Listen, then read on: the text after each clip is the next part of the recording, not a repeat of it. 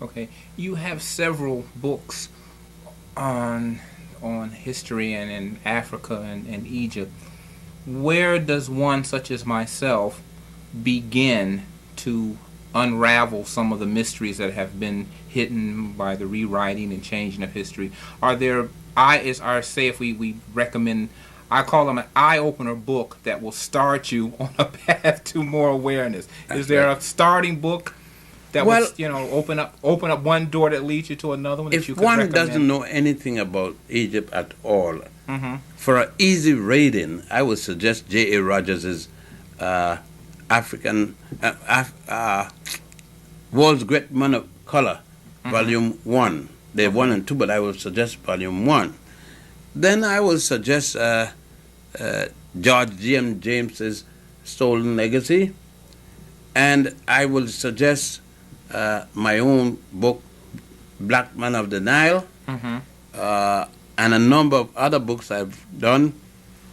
Culture, Genocide in the Black and African Studies Curriculum, Africa, Mother of Western Civilization, and a number of others that I have done.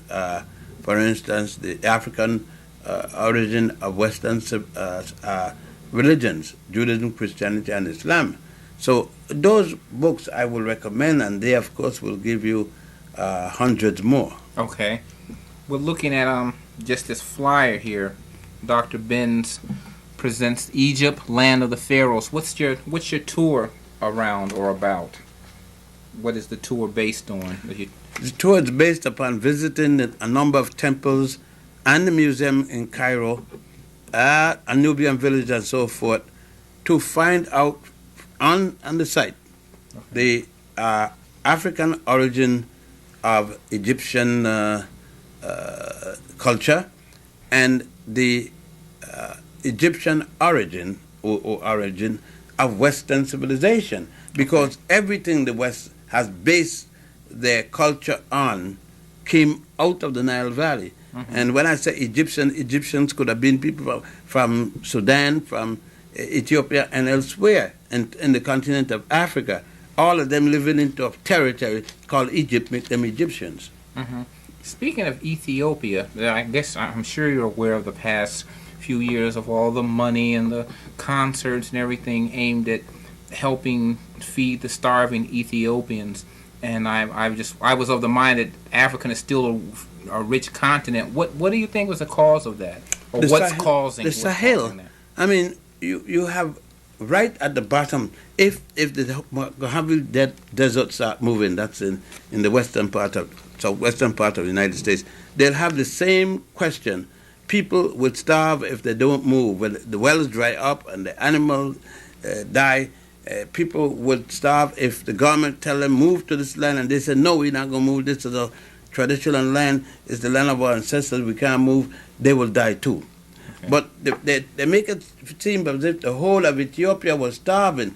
When a person living about 10 miles from the northern border of Ethiopia, the only how they know there was a famine was from TV or radio, the same way you know.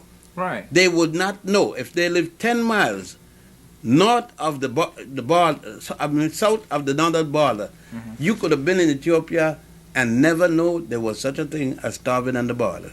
Oh, okay. It was put totally out of proportion, not accidentally, but purposely. Okay. The church raised money. These singing groups raised money and didn't turn over, but a little bit. All of them pocketed the vast majority of the money. It was a racket. And people don't want to tell the truth. They're still running them pictures that were made 3 and 4 or 5 years ago, running them to collect money. Right. Let me ask you something in reference to the Africans and the Egyptians, African Americans, the culture. Since we're talking about 4,000 years before Christ, do you feel there's something within the African culture that's agricultural by their being? I'm wondering.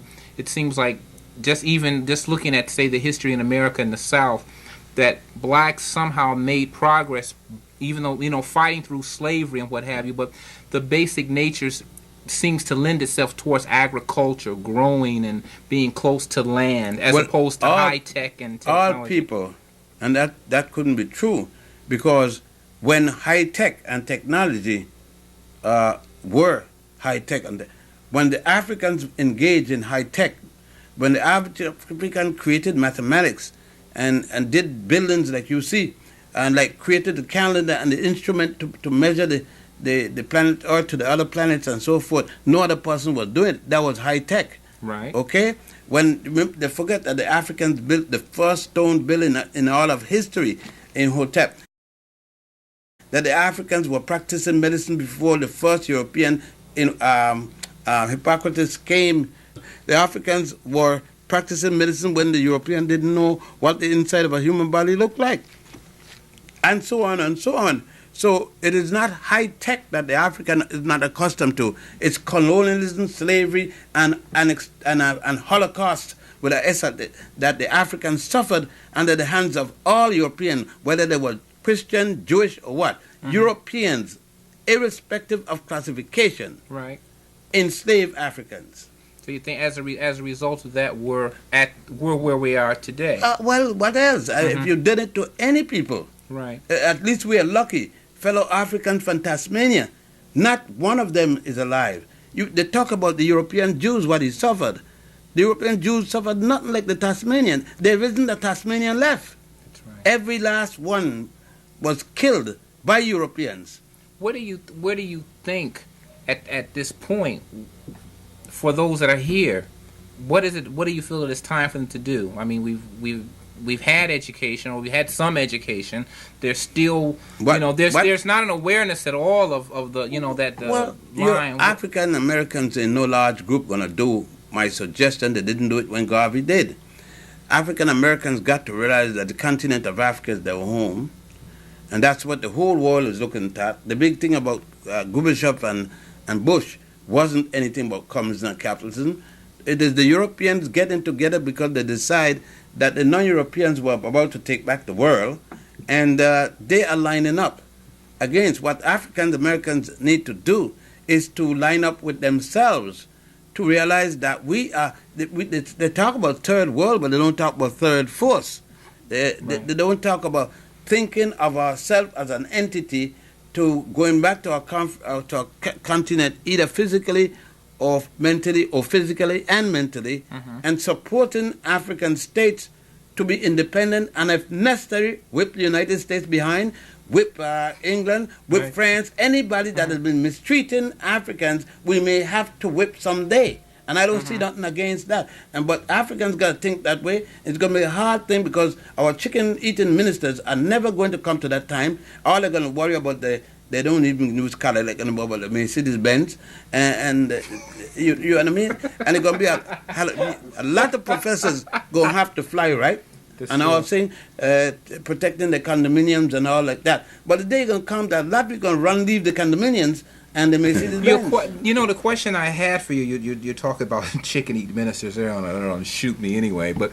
Well, Jesse Jackson. You got one or two exceptions, of course, but by and large, they're a bunch of chicken eaters, and that's all. Yeah, but they don't serve the congregation, telling you about getting up to heaven. Nobody know anything about heaven; it's a belief. But they don't deal with your earthly needs. They're so good to go to heaven. You didn't see no minister gladly volunteering to die so he could go to meet God. No, that's my question. Jesse Jackson, when they had the convention, the Democratic convention, and he had been so duly mistreated by the caucus, He wasn't mistreated. He got what he deserved. He got down on his knee begging. He make a statement. All kind of people make statements about black people, and nobody's apologizing for it. Right. All right. It was off the record.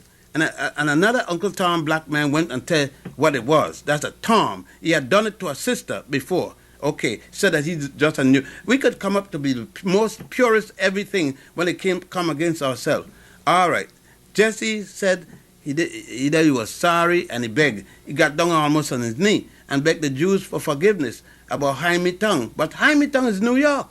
Jews call each other Jaime. Hyman, the name Hyman is... A pet name for Hyman is Jaime. And Jews said Jaime Tongue, Hyman, hand-me-down among themselves. Just like Italians say "wap" among themselves, Africans use "nigger" among themselves, and all this kind of thing. You get what I'm saying? Right. So it was a statement. Now he went and apologized, begged. He got an almost on his knee. He went back and begged again at the National Convention.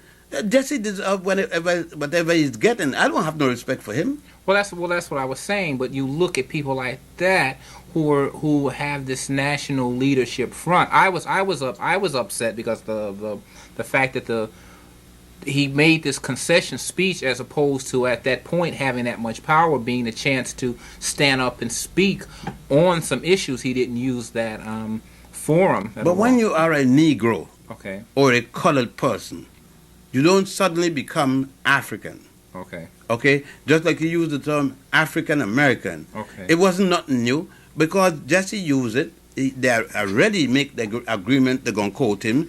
And so they quote him as if Jesse coined the term. That term, I'll show you 2 books that I wrote in 1939 with African, Caribbean, African American, and so forth, because up to this day, I don't take the word Afro this because there's no O in Africa. I don't take all of these sideline expletives for African people and so forth. But I feel about Jesse as I feel about the mayor of New York, or new mayor of Tel Aviv. The Jews didn't vote for him, right? But anything happened to the Jews, he's the first man there. The Latin-speaking people, the Spanish-speaking people voted for him something like 72%.